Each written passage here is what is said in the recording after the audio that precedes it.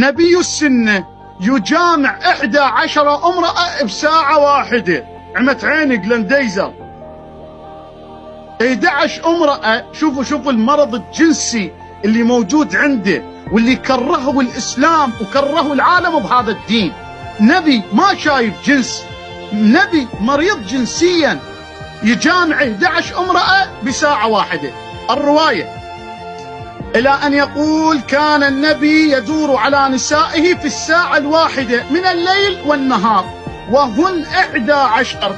قال قلت لأنس أكان يطيقه؟ يعني 11 مرة يتحملهن؟ قال كنا نتحدث إنه أعطي قوة 30 رجلا. وين عرف أنس النبي عنده قوة 30 رجلا؟ وقاعد أنس ينقل رواية إن النبي يطوف على نسوانه ب 11 مرة بساعة واحدة. أنس وين يدري النبي قاعد يطوف؟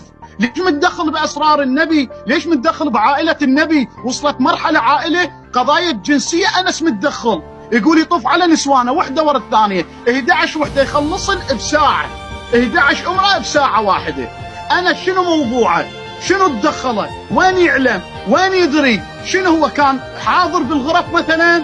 كان يسجل أسمائهن والنوبة بالحصيلة بالعدد بالكمال والتمام 11 لا زايدة ولا ناقصة. الله أكبر عليك يا أنس. هذا كله طعن في النبي.